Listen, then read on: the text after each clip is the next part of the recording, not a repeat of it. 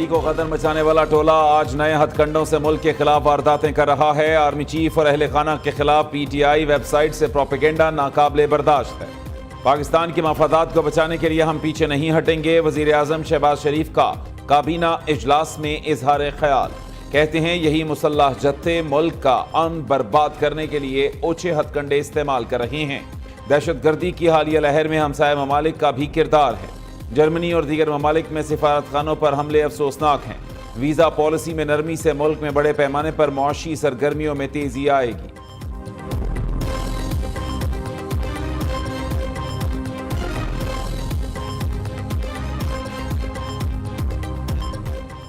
وزیر اعظم کی زیر صدارت وفاقی کابینہ کا اجلاس، تحریک انصاف پر پابندی کا معاملہ مؤخر، اتحادیوں سے مشاورت کے بعد پی ٹی آئی پر پابندی لگانے کا فیصلہ۔ بانی پی ٹی آئی عارف الوی قاسم سوری پر آرٹیکل 6 لگانے کا معاملہ زیر غور نہیں آیا۔ وفاقی وزیر قانون اعظم نذیر تارڑ کہتے ہیں پی ٹی آئی پر پابندی سے متعلق حکومت سنجیدگی سے سوچ رہی ہے۔ پابندی کے حوالے سے حکومت کے پاس مواد موجود ہے۔ سپریم کورٹ میں ریفرنس دائر کرنے سے پہلے سیاسی اور قانونی پہلوؤں کو دیکھا جائے گا۔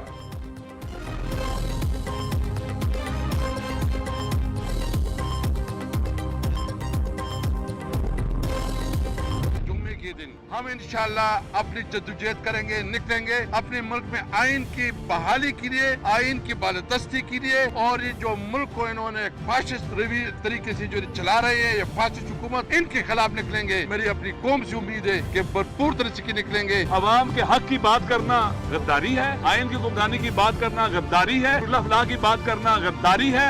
آرٹیکل 6 ان پر لگنا چاہیے جنہوں نے ملک کو تباہ برباد کیا ہوا ہے۔ ہم نے یہ نرم طریقہ اپنایا ہے کہ ہم کل جمعے کے دن سے ہم نے اعلان کیا ہے، آپ کے توسط سے ہم اداروں کو، ہم اپنے مخالفین کو، اپنے دوستوں کو، اس بدبخت جعلی حکومت کو یہ کہنا چاہتے ہیں کہ ہم نہ کسی کے خلاف گالیاں کے لیے نکلے ہیں، نہ کسی کو برا بلا کرنے نکلے ہیں۔ بانی کی رہائی اور بڑھتی مہنگائی، پی ٹی آئی اور اتحادیوں کا کل ملک گیر احتجاج کا اعلان، اسد کیسر کی کارکنان سے گھروں سے نکلنے کی اپیل۔ لطیف کھوسہ کا عدلیہ کو دھمکیاں دینے پر وزیر اعلیٰ مریم نواز کے خلاف توہین عدالت کی درخواست دینے کا عندیہ۔ علامہ راجہ ناصر عباس کا آرٹیکل 6 بانی پی ٹی آئی پر نہیں، ملک تباہ و برباد کرنے والوں پر لگانے کا مطالبہ۔ محمود خان چکزئی نے کہا کہ سیاسی جماعتوں پر پابندی کا دور گزر چکا۔ تحریک انصاف کا پارلیمنٹ کے باہر دوسرے روز علامتی بھوک ہڑتالی کیمپ ختم۔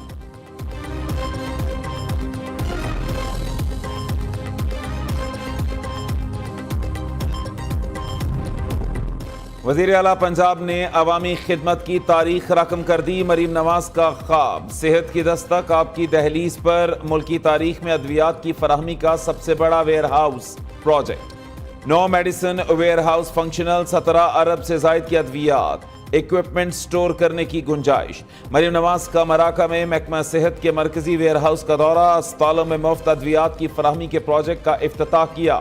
وزیر اعلیٰ نے خود فوک لفٹر چلا کر ادویات کی فراہمی کے پروجیکٹ کا باقاعدہ آغاز کیا۔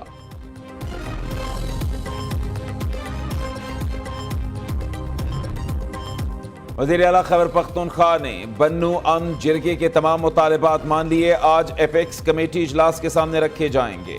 علی امین گنڈاپور نے کہا کہ آپریشن عزم استحکام سے متعلق آئی ایس پی آر نے وضاحت کر دی، یہ آپریشن نہیں بلکہ حکمت عملی ہے۔ سرچ آپریشن پولیس اور سی ٹی ڈی کرے گی، ضرورت پڑنے پر سیکیورٹی فورسز کی مدد لی جائے گی۔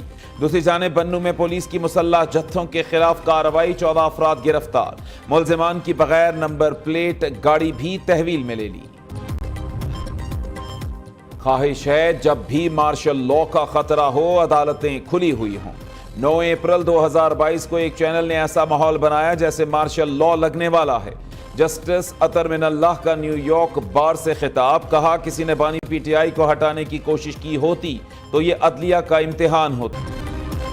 پی ٹی آئی جلسے کا اجازت نامہ واپس لینے کا چیف کمشنر کا حکم کل عدم قرار، اسلام آباد ہائی کورٹ نے این او سی واپس لینے کا حکم منسوخ کر دیا۔ چیف جسٹس عامر فاروق نے 5 صفحات کا تحریری فیصلہ جاری کر دیا۔ اسلام آباد انتظامیہ کو قانون کے مطابق اور وجوہات کے ساتھ درخواست پر فیصلہ کرنے کا حکم۔ پی ٹی آئی جلسہ این او سی کی درخواست اسلام آباد انتظامیہ کے سامنے زیر التوا تصور ہوگی۔ این او سی واپس لینے سے پہلے چیف کمشنر نے پی ٹی آئی کے کسی نمائندے کو آگاہ نہیں کیا۔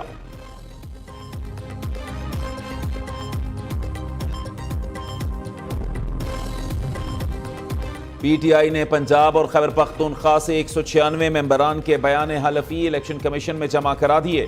پنجاب سے 105، پختونخوا سے 191 اراکین اسمبلی نے بیان حلفی جمع کرایا۔ سپریم کورٹ نے اراکین کو پی ٹی آئی میں شمولیت کے لیے 15 دن کا وقت دیا تھا۔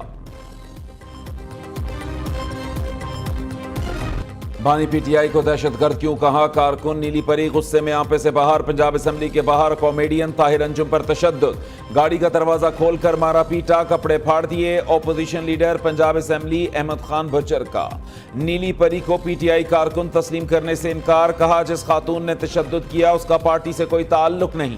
پی ٹی آئی مقدمات سے گھبرانے والی جماعت نہیں، فارم 47 والی حکومت کے دن گنے جا چکے۔ صوبائی وزیر اطلاعات عظما بخاری نے رد عمل دیتے ہوئے کہا جس لیول کا ذہنی مریض آپ کا لیڈر ہے اس سے 2 ہاتھ آگے آپ ہیں۔ پی ٹی آئی کے گنڈوں نے آج پھر طاہر انجم پر حملہ کیا، کارروائی ہوئی تو انہوں نے مگرمچھ کی طرح آنسو بہانے ہیں۔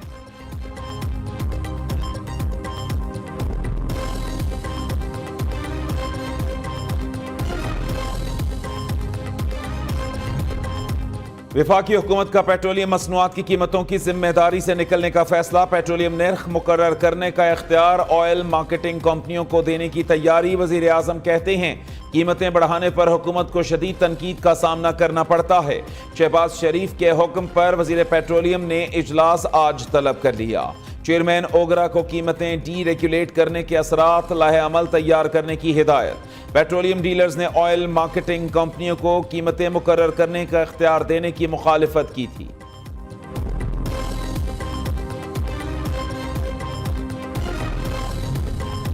ماضی میں آئی پی پیز کے ساتھ ظالمانہ معاہدے کیے گئے، ہم ان معاہدوں کو قبول نہیں کرتے۔ حافظ نعیم الرحمان کا تقریب سے خطاب۔ امیر جماعت اسلامی کہتے ہیں بجلی تقسیم کار کمپنیوں سے معاہدے کرنے والوں کو بے نقاب کیا جائے۔ کل اسلام آباد میں بھرپور دھرنا دیا جائے گا، اپنے حق کے لیے عوام کو خود نکلنا پڑے گا۔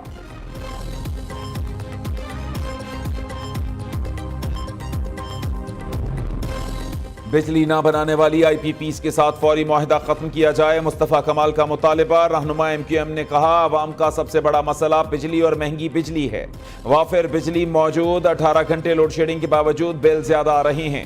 دوسری جانب ایم کیو ایم نے آئی پی پیز کے خلاف سندھ اسمبلی میں قرارداد جمع کرا دی۔ عالمی عدالت انصاف سے غیر منصفانہ معاہدوں کے خلاف رجوع کرنے کا مطالبہ۔